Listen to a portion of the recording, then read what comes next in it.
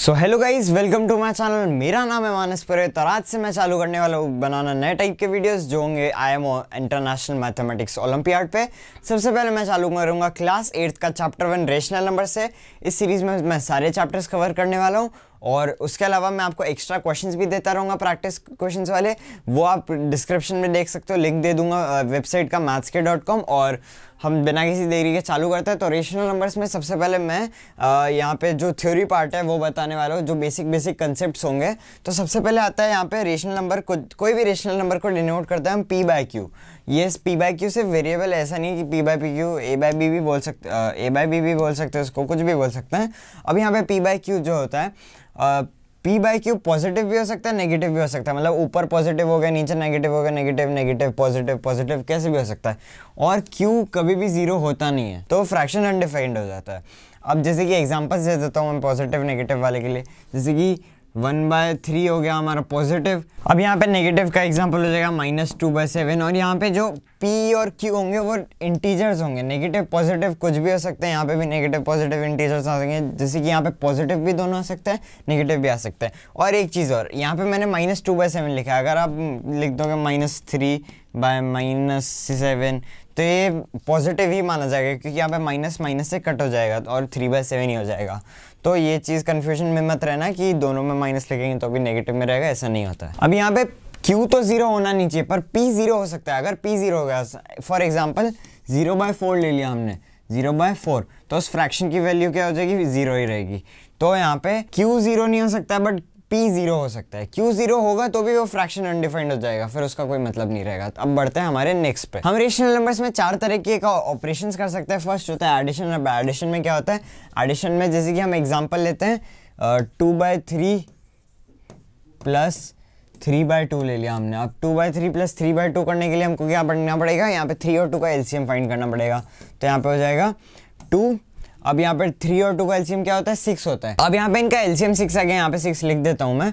अब यहाँ पे 2/3 और 3/2 है। अब यहाँ पे 2/3 लेना हमको, तो सबसे पहले 2/3। अब 6 डिवाइडेड बाय 3 कितना होता है, 2 होता है। तो मतलब हमको इसको 2 से मल्टीप्लाई करना पड़ेगा, तो 2 × 2। अब यहाँ पे नीचे तो मैं फ्रैक्शन में सीधा 6 ले सकता हूँ, प्लस यहाँ पे आ जाएगा +3। अब 3 को किससे मल्टीप्लाई करना है वो हमको फाइंड करना पड़ेगा। 6 डिवाइडेड बाय 2 कितना होता है, 3 होता है। तो 3 × 3 करना पड़ेगा हमको। तो अब यहाँ पे 2 × 2 प्लस 3 × 3, तो यहाँ पे हो जाएगा 4 + 9/6, जो हो जाएगा 13/6। और जो इसमें रेशनल नंबर्स में एडिशन होता है वो कम्यूटेटिव होता है। अब मैंने यहाँ पे किया 2/3 प्लस 3/2। अब मैं इसको कर सकता था 3/2 प्लस 2/3, और ऐसे एसोसिएटिव भी हो जाता है ये। अब यहाँ पे नेक्स्ट आता है सब्ट्रैक्शन में। सब्ट्रैक्शन में भी ऑलमोस्ट सेम हो जाता है, बस साइन चेंज होता है यहाँ पे, और हमको सब्ट्रैक्ट करना होता है। ये भी करके बता देता हूँ मैं आपको। अब इसमें मैं लेता हूँ 5/6 - 3/7। अब यहाँ पे हमको ये फाइंड करना है, तो 6 और 7 का एलसीएम फाइंड करना पड़ेगा। तो यहाँ पे होता है एलसीएम 42। तो अब यहाँ पे हम क्या करेंगे, 5। अब हम 42 डिवाइड बाय 6 7 आता है, तो हम कर देंगे 5 × 7 प्लस यहाँ पे 42 डिवाइडेड बाय 7 6 होता है। तो यहाँ पे 3 × 6/42 तो आ ही गया। अब यहाँ पे नेक्स्ट 5 × 7 कितना होता है, 5 × 7 होता है 35, और 3 × 6 होता है 18। तो 35 + 18/42, तो हो जाएगा 53/42। अब यहाँ पे नेक्स्ट आता है मल्टीप्लिकेशन। अब मल्टीप्लिकेशन में जब से कि हमें आपको एलसीएम फाइंड करना पड़ रहा है, मल्टीप्लिकेशन में ऐसा कुछ होता नहीं है। मल्टीप्लिकेशन भी करके बता देता हूँ मैं आपको। यहाँ पे लाइन बना दी मल्टीप्लिकेशन। अब मल्टीप्लिकेशन में हम लेते हैं 6/7 × 3/5। अब यहाँ पे हमको ये फाइंड करना है, तो हम क्या करेंगे, सीधा इसको मल्टीप्लाई करेंगे। 16 × 3 18 होता है, 7 × 5 35 होता है, और ये हो गया। बस इतना सही होता है मल्टीप्लिकेशन में। अब डिवीजन थोड़ा कॉम्प्लेक्स हो जाता है। अब डिवीजन में हमको डिवाइड करना है 5/3 डिवाइड बाय 9/5। अब यहाँ पे हमको ये डिवाइड करना है, तो हमको इसमें क्या करना पड़ेगा, सबसे पहले 5/3 डिवाइडेड बाय 9/5 है। तो अब इस डिवीजन वाले साइन को हमको कन्वर्ट करना है मल्टीप्लिकेशन में। अब ये मल्टीप्लिकेशन में कन्वर्ट होगा, पर उसके साथ जो 9/5 है ये इसका भी रेसिप्रोकल आ जाएगा। 9/5 हो जाएगा 5/9। तो हम यहाँ पे क्या करेंगे, = 5/3 × 5/9। अब यहाँ पे ये आ गया, तो इसका सीधा सीधा हम प्रोडक्ट फाइंड कर देंगे और जो इसका आंसर आएगा वो डिवीजन का आंसर आ जाएगा। तो यहाँ पे 5 × 5 आता है 25 और 3 × 9 हो गया 27। तो ये आ गया हमारा आंसर 25/27। अब बढ़ते हैं नेक्स्ट पे। अब यहाँ पे आते हैं हमारे एडिटिव इनवर्स और मल्टीप्लिकेटिव इनवर्स और रेसिप्रोकल। अब यहाँ पे सबसे पहले है एडिटिव इनवर्स ऑफ p/q। अब p/q का एडिटिव इनवर्स क्या होगा? अब एडिटिव इनवर्स होता क्या है? अब जैसे कि p/q है और उसका एडिटिव इनवर्स जो भी होगा उसको हम अगर ऐड करेंगे तो आंसर आ जाएगा 0। अब मैं इसका बताता हूँ, p/q का हम ले लेंगे -p/q। अब यहाँ पे एडिटिव इनवर्स का एग्जांपल लेते हैं, जैसे कि 2/3 है तो इसका एडिटिव इनवर्स हो जाएगा -2/3। अब यहाँ पे मल्टीप्लिकेटिव इनवर्स और रेसिप्रोकल ऑफ p/q। अब मल्टीप्लिकेटिव इनवर्स और रेसिप्रोकल कुछ भी आपको दिखे तो सीधा सीधा क्या करना है, अब ये फ्रैक्शन था पहले p/q, तो इसका रेसिप्रोकल या मल्टीप्लिकेटिव इनवर्स हो जाएगा q/p। जस्ट ये फ्रैक्शन जो होगा वो उल्टा हो जाएगा, p/q क्या हो जाएगा q/p। जब p/q और q/p को मल्टीप्लाई करेंगे तब उनका आंसर आना चाहिए 1। अब इसका भी एग्जांपल दे देता हूँ, इसका एग्जांपल मैं देता हूँ 5/4। अब इसका जो हमारा रेसिप्रोकल या मल्टीप्लिकेटिव इनवर्स होगा वो होगा 4/5। अब बढ़ते हैं नेक्स्ट स्लाइड पे। अब यहाँ पे आते हैं rational numbers between two rational numbers. अब यहाँ पे क्या हो रहा है, 2 रेशनल नंबर दे रखे हमको और हमको इसके बीच के थोड़े बहुत जितने भी क्वेश्चन में पूछे हैं उतने रेशनल नंबर्स फाइंड करने हैं। अब -2/5 और 1/2, अब इनके जो डिनोमिनेटर्स हैं वो सेम तो है नहीं, तो इनका हम सबसे पहले एलसीएम निकालेंगे। 5 और 2 का एलसीएम होता है 10। अब यहाँ पे हमको क्या करना है, एलसीएम 10 आ गया तो हमको जो ये डिनोमिनेटर्स है उनको 10 बनाना है। अब यहाँ पे 10 बनाना है तो हम क्या करेंगे, सबसे पहले 10/5 कितना होता है 2 होता है, तो हमको इस टर्म को 2 से मल्टीप्लाई करना है।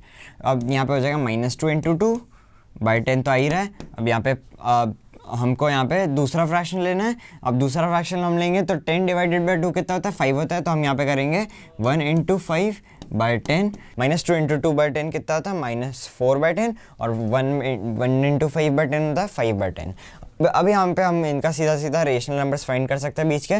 तो अब यहाँ पे क्या हो रहा है -4/10 और 5/10। अब यहाँ पे क्या हो रहा है, ये नेगेटिव में ये पॉजिटिव में, तो इसके बीच में आ जाएंगे -3/10 -2/10 -1/10 और यहाँ पे 1/10 2/10 3/10 और 4/10, बीच में 0 भी आएगा।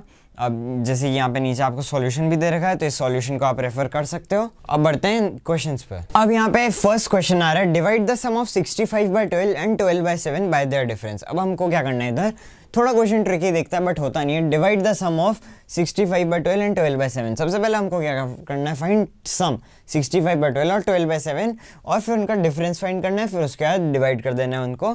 तो सबसे पहले हम यहाँ पे फाइंड करते हैं इसका सम, तो हम फाइंड करेंगे तो हम 65/12 प्लस 12/7। अब हम सबसे पहले इसका एलसीएम फाइंड करेंगे ताकि इनका डिनोमिनेटर सेम हो जाए। तो 12 और 7 का एलसीएम होता है 84, तो 84 आ जाएगा और हम उसके अकॉर्डिंगली उनको मल्टीप्लाई करेंगे। 84/12 7 होता है, तो 7 से इसको 65 को मल्टीप्लाई कर देंगे।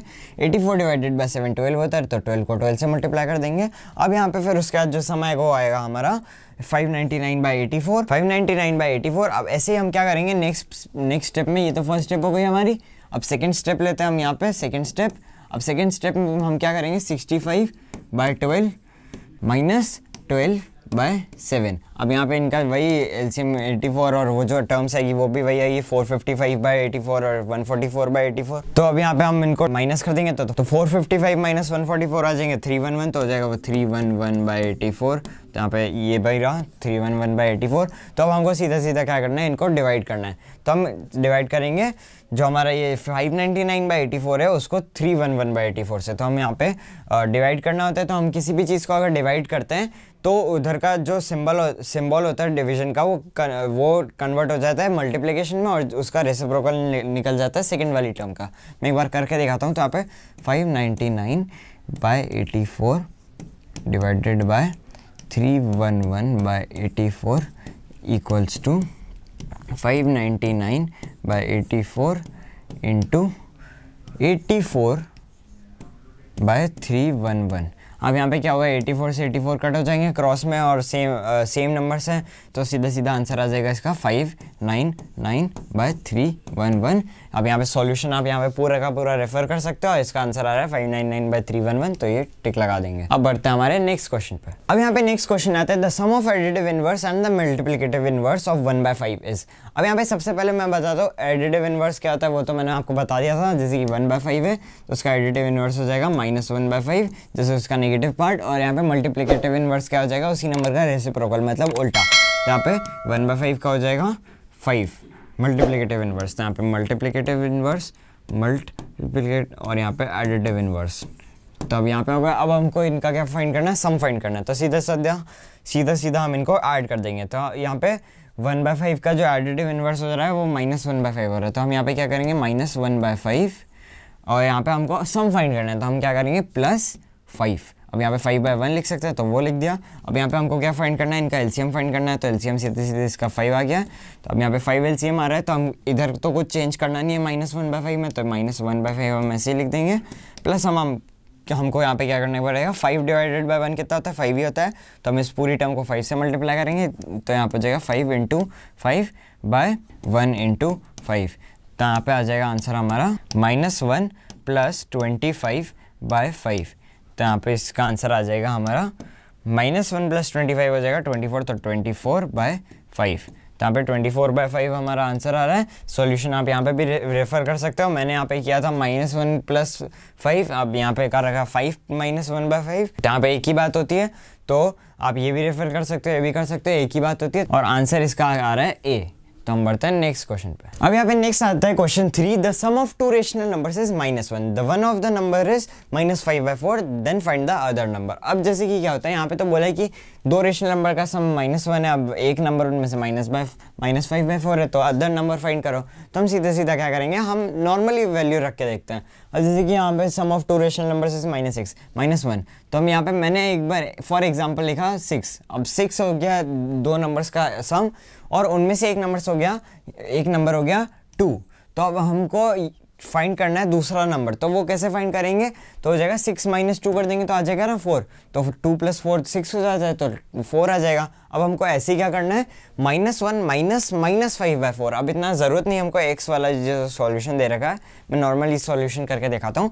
अब यहाँ पे हम क्या करेंगे, -1/1 भी लिख सकते हैं, तो -1/1 -5/4, तो ये हो जाएगा -1 + 5 और यहाँ पे /1 आ जाएगा, यहाँ पे /4 आ जाएगा, तो -1/1 + 5/4। अब यहाँ पे एलसीएम फाइंड करने के बाद वर्किंग दिखाने की ज़्यादा ज़रूरत नहीं रहती है, तो मैं सीधा बता देता हूँ। यहाँ पे 4 से मल्टीप्लाई करना होगा, तो यहाँ पर जाएगा -4/4 + 5/4। तो हमको सीधा सीधा बस इनको ऐड करना है, तो आ जाएगा हमारा 1/4 आंसर। तो यहाँ पे 1/4 हमारा आंसर आ रहा है ए।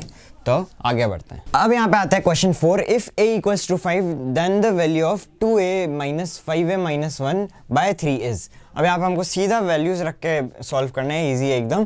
तो हमको क्या करना है, हमको वैल्यू फाइंड करनी है।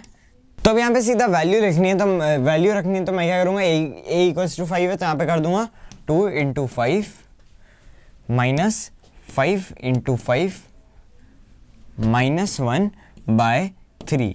अब यहाँ पे हमको ये फाइंड करना है, तो हम क्या करेंगे, सीधा सीधा 10 - 24/3 आ रहा है, तो 24/3 हो जाता है हमारा 1, यहाँ पे 8 आ जाएगा, तो आ जाएगा = 10 - 8, तो आ जाएगा आंसर 2। तो आंसर यहाँ पे आ रहा है 2, तो सी आ जाएगा हमारा राइट आंसर। अब बढ़ते हैं नेक्स्ट क्वेश्चन पे। अब यहाँ पे नेक्स्ट आ रहा है the additive inverse of -7/5 is. अब यहाँ पे नेक्स्ट क्वेश्चन आ रहा है the additive inverse of -7/5 is. अब कोई भी पॉजिटिव रेशनल नंबर होता है तो उसका एडिटिव इनवर्स होता है उसका नेगेटिव फॉर्म। अब नेगेटिव रेशनल नंबर है तो उसका एडिटिव इनवर्स हो जाएगा पॉजिटिव फॉर्म। तो -7/5 का हो जाएगा 7/5।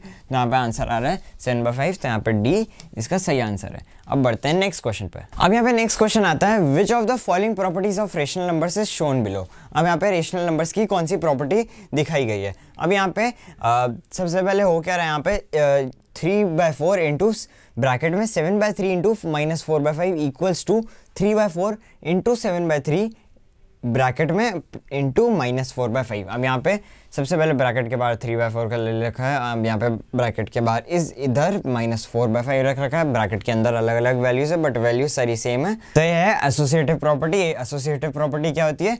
A into B into C equals to A into B bracket में इंटू C।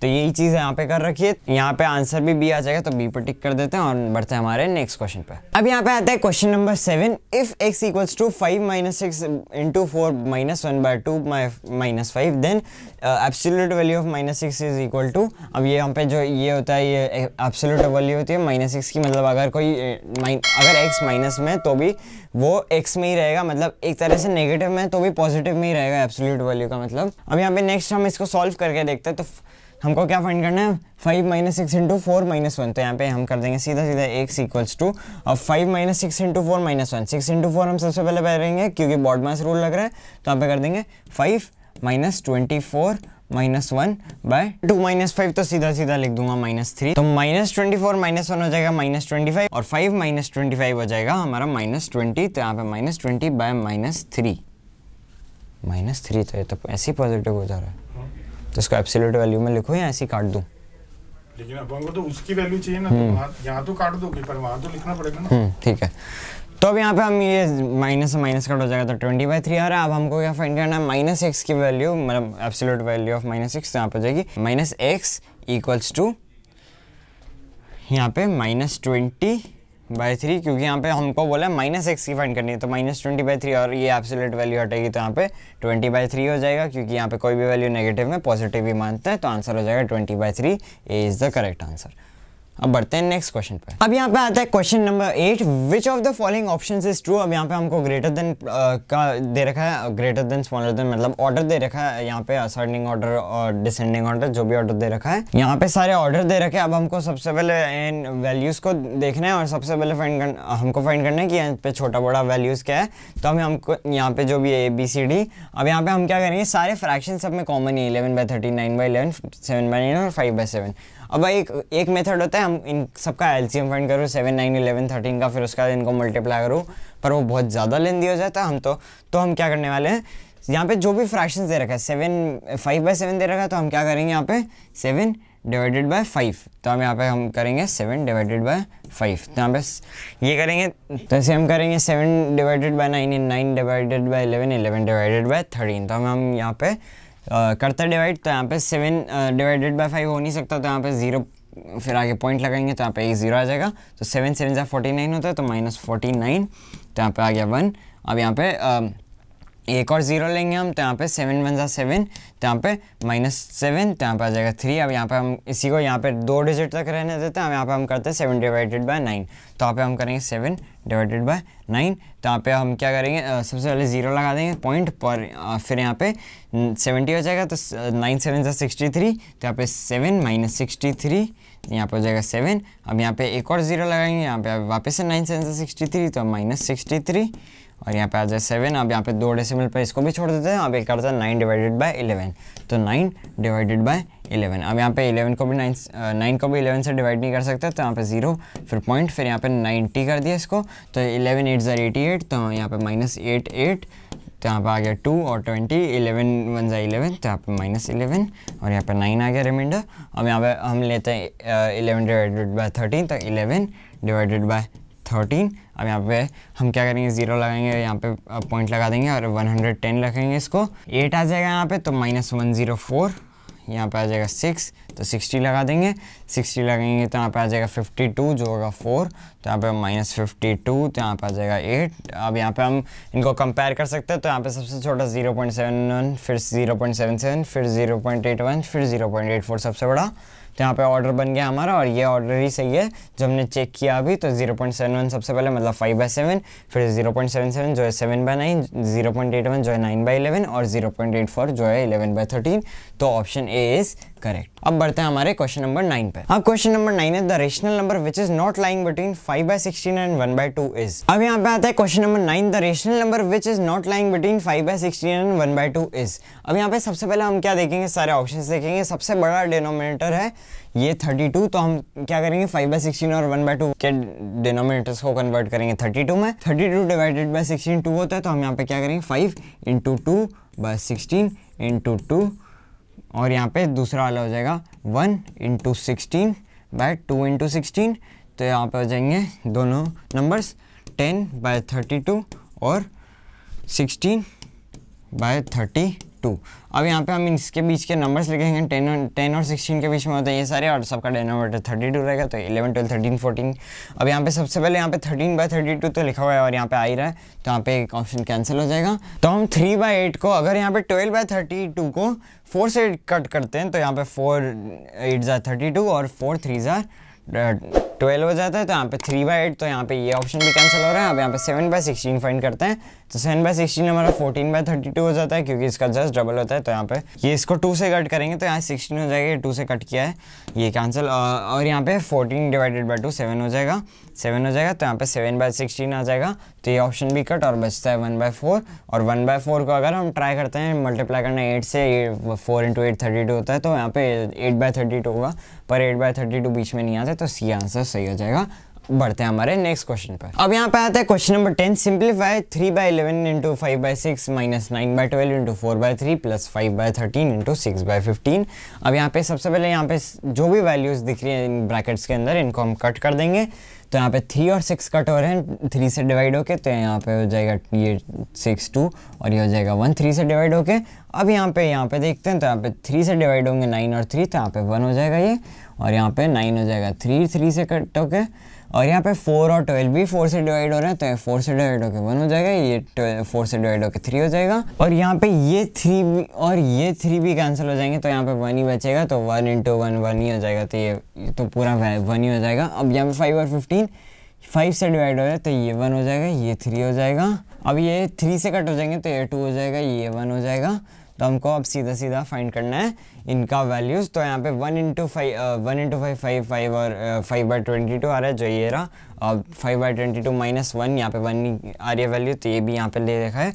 और यहाँ पे 1 × 2 2 2/13 2/13 ही आ रहा है, तो यहाँ पे 2/13। अब हम इनका एलसीएम फाइंड करेंगे, तो 1 यहाँ पे 1 आ जाएगा, तो 22 और 13 का एलसीएम आ रहा है 286। अब यहाँ पे इनको इसके अकॉर्डिंगली मल्टीप्लाई कर देंगे, और यहाँ पे आंसर आ जाएगा -177/286। तो यहाँ पे आंसर ए करेक्ट आ रहा है। अब बढ़ते हैं हमारे क्वेश्चन नंबर 11 पे। अब यहाँ पे आ रहा है question number 11, what should be subtracted from 1 + 3/10 to get 5/6। अब यहाँ पे इसमें क्या हो रहा है कि हमको फाइंड करना है कि क्या नंबर सब्ट्रैक्ट होना चाहिए 1 + 3/10 से कि उसका आंसर आ जाए 5/6। तो हम क्या करेंगे 1 + 3/10 को माइनस कर देंगे 5/6 में से, माइनस कर देंगे 5/6। तो हम क्या करेंगे सीधे इसको सॉल्व करते हैं। तो 1 + 3/10 हम डायरेक्टली सॉल्व कर देंगे, तो इसका एलसीएम यहाँ पे 1/1 आ जाएगा, तो 10 ही आ जाएगा। तो यहाँ पे हो जाएगा 13/10, तो हम करेंगे 13/10 - 5/6। अब यहाँ पे 6 और 10 का एलसीएम आ रहा है हमारा 30, तो 30 एलसीएम आ रहा है, तो हम इनको 30 एलसीएम लेके सॉल्व करते हैं। तो इसको 3 से मल्टीप्लाई करना पड़ेगा,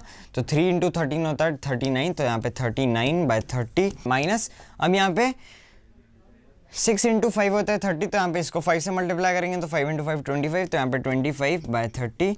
तो इसका आंसर आ जाएगा हमारा 14/30, जिसको हम सिंप्लीफाई करके यहाँ पे 15 और यहाँ पे 7 भी ला सकते हैं, 7/15 आ जाएगा आंसर। तो यहाँ पे ऑप्शन 20 करेक्ट, और आप सॉल्यूशन रेफर कर सकते हो। बढ़ते हैं हमारे नेक्स्ट क्वेश्चन पर। अब यहाँ पे आता है question number 12, which of the following is not a rational number. यहाँ पे कौन सा रेशनल नंबर नहीं है। अब मैंने आपको बताया था कि अगर p/q है, जैसे कि एक रेशनल नंबर है p/q, तो अगर इफ़ q = 0, तो यहाँ पे जो फ्रैक्शन होता है अनडिफाइंड हो सकता है, मतलब यहाँ पे q does not equals to 0, होना ही नहीं चाहिए 0। तो यहाँ पे हम देखते हैं कि कौन सा डिनोमिनेटर 0 है यहाँ पे, तो न्यूमरेटर 0 है, तो यहाँ पे चलता है न्यूमरेटर 0 होता है तो फ्रैक्शन की वैल्यू 0 हो जाती है, पर यहाँ पे 5/0। अब यहाँ पे जो डिनोमिनेटर है वो 0 है, तो फ्रैक्शन इनडिफाइंड है, यहाँ पे 7/1 तो 7 हो जाता है, 1/7 1/7 ही रहता है, तो आंसर भी option B is the correct answer. तो अब बढ़ते हैं क्वेश्चन नंबर 13 पर। अब यहाँ पे नेक्स्ट आते हैं question number 13। If x equals to 2/3 and y equals to 3/2 then find the value of x plus y divided by x minus y। तो हमको सबसे पहले फाइंड करना होगा x प्लस y और x माइनस y। तो हम x प्लस y और x माइनस y फाइंड करते हैं। तो x हो जाएगा 2/3, तो 2/3 प्लस 3/2 फाइंड करेंगे हम। तो इनका एलसीएम 6 हो जाएगा। तो यहाँ पे 6 हो रहा है, तो यहाँ पे 6 डिवाइडेड बाय 3 2, तो 2 इंटू 2 4, और मतलब यहाँ पे 4/6 आ जाएगा ये बेसिकली। और यहाँ पे ये 3 से मल्टीप्लाई होकर हो जाएगा 9/6। तो यहाँ पे हो जाएगा इसका आंसर 13/6। तो 13/6 ये हो रहा है। अब 13/6 इनका सम हो रहा है, तो इनको माइनस करके देखते हैं। तो हम यहाँ पे क्या करते हैं, x माइनस वाई करना है, तो इनका एलसीएम फाइंड करके मैंने कर दिया। तो यहाँ पे कर दूंगा 4/6 माइनस 9/6।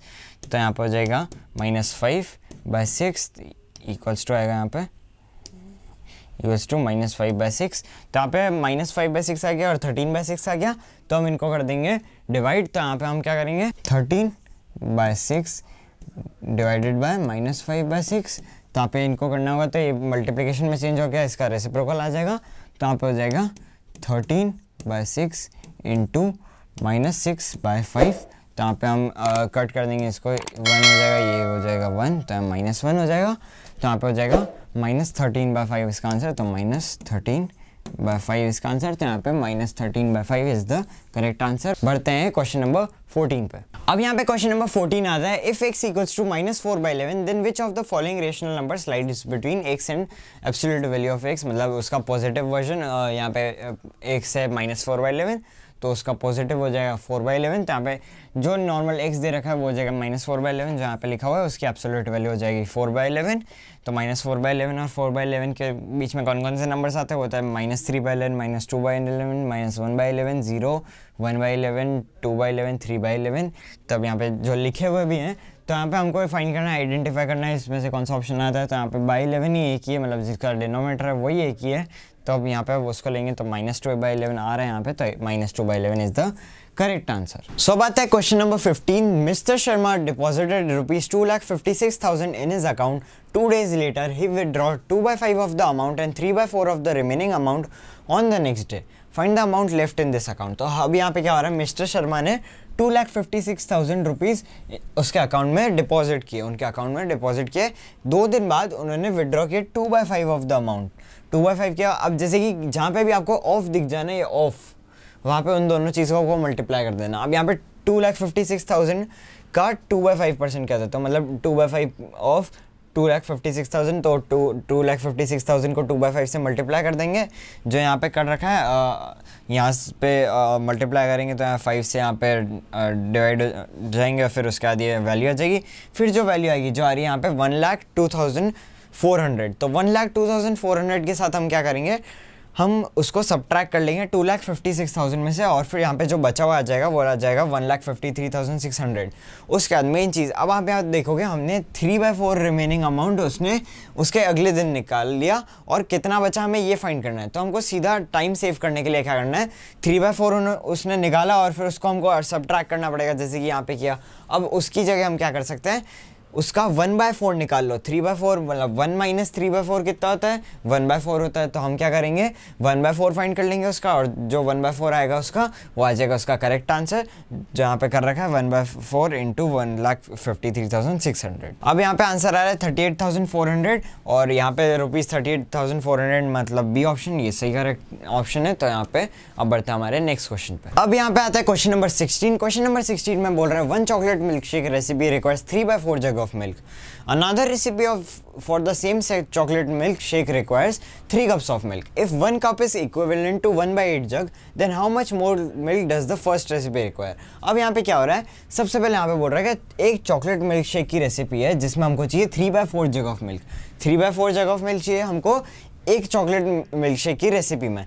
एक दूसरी रेसिपी है जिसमें सेम चॉकलेट मिल्क शेक बन रहा है, जिसमें हमको चाहिए 3 cups ऑफ मिल्क।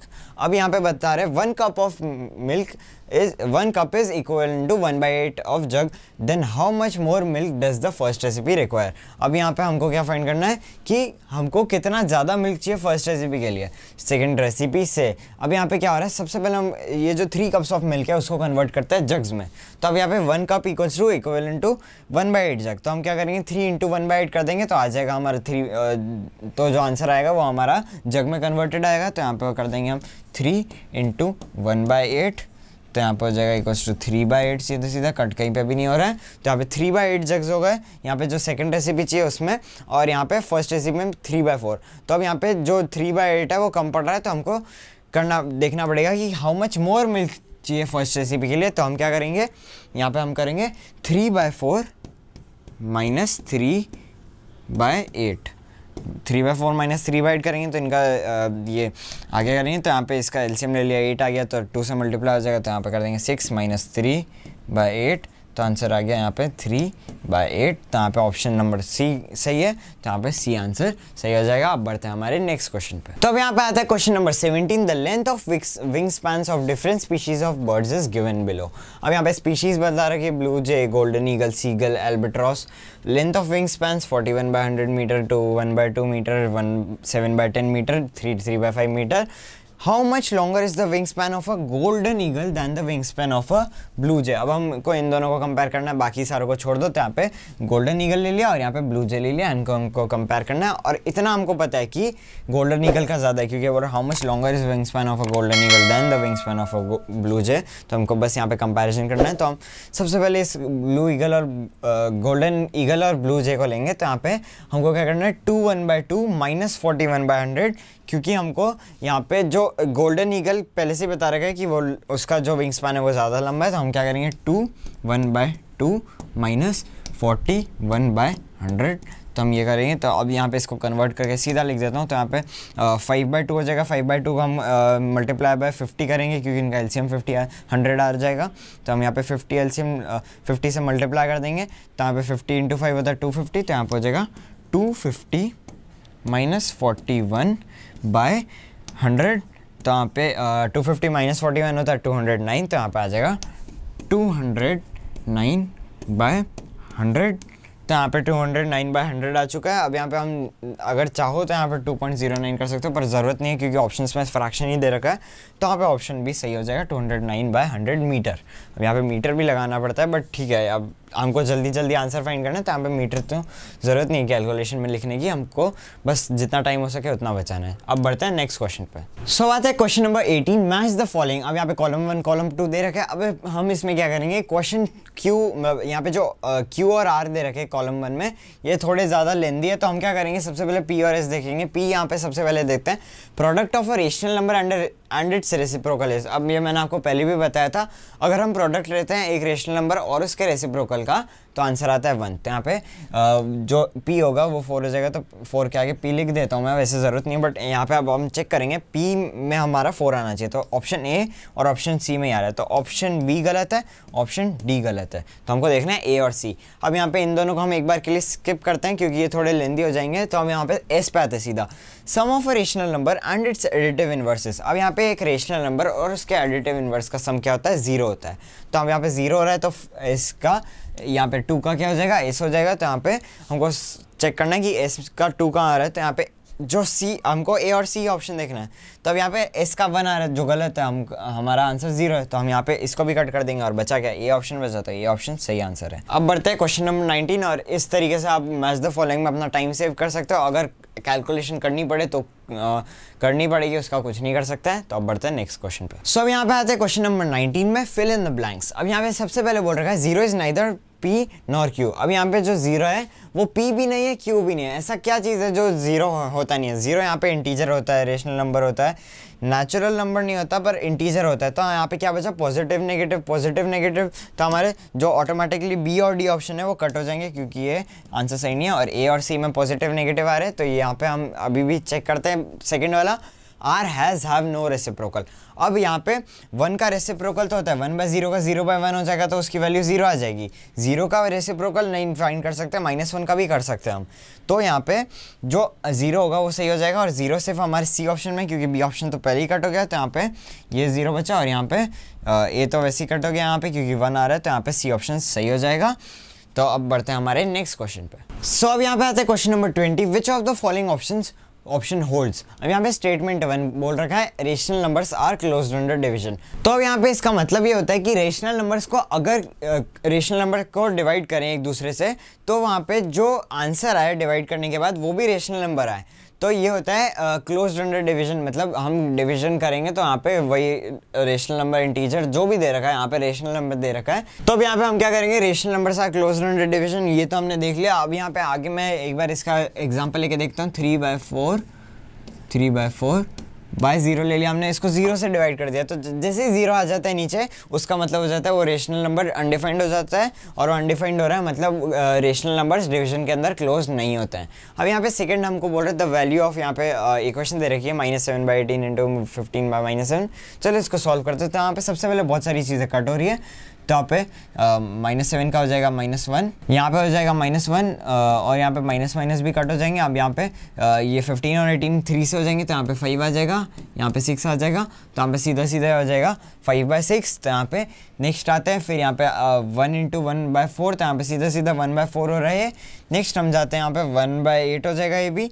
तो अब यहाँ पे हमको सीधा क्या करना है, यहाँ पे वैल्यूज़ रखनी है। तो यहाँ पे हमने ले लिया 5/6 माइनस 1/4 प्लस 1/8, तो यहाँ पे 5/6 माइनस 1/4 प्लस 1/8 ले लिया, और यहाँ पे इनको सॉल्व कर देंगे इनका एलसीएम लेके। अब यहाँ पे जो एलसीएम आ जाएगा वो आ जाएगा हमारा 24, तो हम इसको 4 से मल्टीप्लाई करेंगे तो 20 हो जाएगा जो यहाँ पे हो रहा है। इसको हम मल्टीप्लाई करेंगे 6 से, तो यहाँ पे 1 × 6 6 आ जाएगा, तो 20 - 6। अब यहाँ पे 8 × 3 24 होता है, तो यहाँ पे 1 × 3, तो यहाँ पे +3 आ गया, तो 20 - 6 14, 14 + 3 17, 17/24 इज़ द राइट आंसर। अब हमको यहाँ पे देखना है। अब यहाँ पे फर्स्ट स्टेटमेंट फॉल्स हो गया था क्योंकि रेशनल नंबर्स डिवीजन के अंदर क्लोज नहीं होते हैं, और यहाँ पे सेकंड ट्रू हो गया था क्योंकि इसका आंसर 17/24 हो गया है, ये प्रूव हो गया है। तो यहाँ पे हम ऑप्शन देखेंगे, बोथ स्टेटमेंट 1 और 2 आर ट्रू, ऐसा नहीं है। Both statement 1 but statement 2 is false, ऐसा भी नहीं है। Statement 1 is false but statement 2 is true, ये सही आंसर है। तो ऑप्शन सी हमारा सही आंसर हो गया है। सो ये था एमओ का चैप्टर 1। अब नेक्स्ट वीडियो में मैं लेके आने वाला हूँ चैप्टर नंबर 2, और आप थोड़े एक्स्ट्रा क्वेश्चंस रेफर कर सकते हो, जाके नीचे डिस्क्रिप्शन में लिंक आ जाएगा वेबसाइट का mathscape.com, उधर जाके आप लिंक में रेफर कर सकते हो बाकी के क्वेश्चंस प्रैक्टिस करने के लिए, और उनके सॉल्यूशंस भी मैं बाकी आगे आने वाले वीडियोस में लेके आ जाऊंगा। स्टे ट्यून और सब्सक्राइब कर देना आगे के वीडियोस देखने के लिए, और थैंक यू फॉर वॉचिंग।